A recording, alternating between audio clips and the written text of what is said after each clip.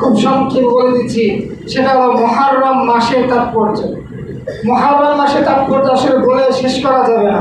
বুখারী শরীফের হাদিসের মধ্যে আম্মা জান হযরত আয়েশা সিদ্দিকা রাদিয়াল্লাহু তাআলা আনহা বলেন যে রমজানের রোজা ফরজ হওয়ার পূর্বে সকল জাতির জন্য ফরজ ছিল আশুরার দিনে রোজা।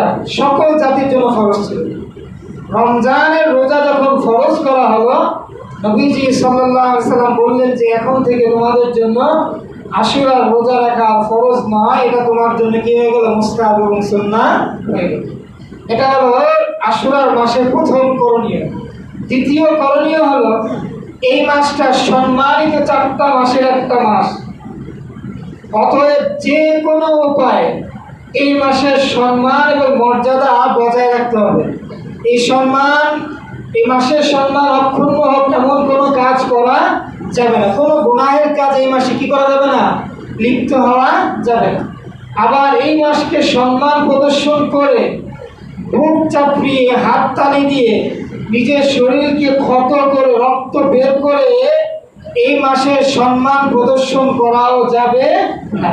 ইসলাম এবং শরীয়তে এটা কোনো জায়গায় কোনো অবস্থাতে এই অবকাশ দেওয়া হয় নাই যে নিজেকে আঘাত করে হাসান এবং হুসাইনের প্রতি কি করা?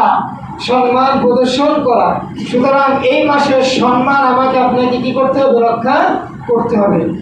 তৃতীয় কাজ হলো মুসলিম শরীফের 1163 নম্বর হাদিসের মধ্যে নবীজি সাল্লাল্লাহু আলাইহি ওয়াসাল্লাম বলেছেন, আল্লাহর কাছে রমজান মাসে রোজা রাখার পর সবথেকে উত্তম রোজা হলো মুহররম মাসের রোজা। সকল বলেন সুবহানাল্লাহ। আফজালুস সিয়ামি বাদাল ফারিজাতি শাহরুল্লাহিল মুহররম। রমজানের ফরজ রোজার পর আল্লাহর কাছে সর্বাধিক পছন্দের রোজা কিসের রোজা বলে? এই মুহররম মাসের রোজা। ওয়াফজালুস সালাতি বাদাল ফারিজাতি সালাতুল লাইল।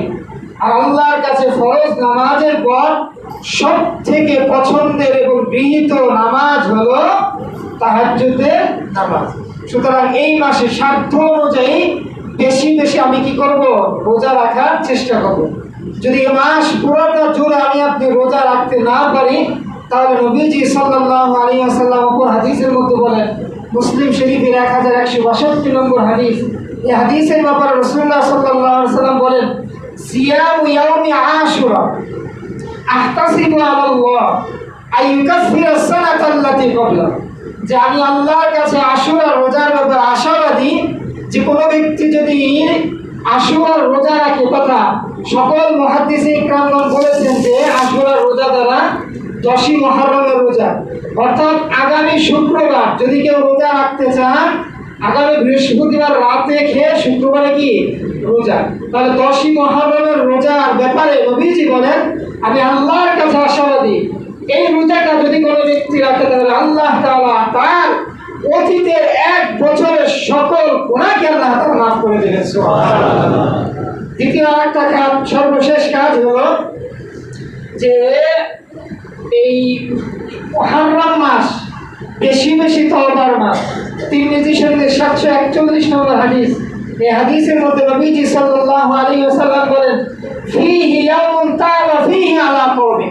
এই মুহররম মাসে এমন একটা দিন আছে যেই দিন আল্লাহ তাআলা অতীতের একটা জাতি কি করেছেন? গুনাহের থেকে তওবা করার দরুন তাদের তওবাকে কবুল করেছেন। ওয়া ইয়াতুবু ফীহি আলা কওমিন আখারিন। এবং আনেওয়ালা যত উম্মত আছে এই সমস্ত উম্মত যদি এই দিন আল্লাহর কাছে খালেসভাবে তওবা করে, আল্লাহর কাছে রোনাজারি করে, কান্নাকাটি করে, তাহলে নবীজি সাল্লাল্লাহু আলাইহি ওয়াসাল্লাম বলেন আমি রাসূলুল্লাহ সাল্লাল্লাহু আলাইহি ওয়াসাল্লাম বলছি যে ওই ব্যক্তি এবং ওই জাতিকে আল্লাহ সুবহানাহু ওয়া তাআলা মাফ করে দেবেন। বলেন সুবহানাল্লাহ। সুতরাং মুহররম মাসে যে আমল আছে এই আমলের প্রতি আমি আপনি কি রাখবো? খেয়াল রাখবো, সজাগ দৃষ্টি রাখবো। আল্লাহ সুবহানাহু ওয়া তাআলা আমাকে আপনাকে প্রত্যেককে মুহররম মাসের যে সুনির্ধারিত আমল আছে এই আমলগুলোর উপর আমল করার তৌফিক দান করুন। সকলে বলেন আমিন। আখির দাওয়ানা আলহামদুলিল্লাহ।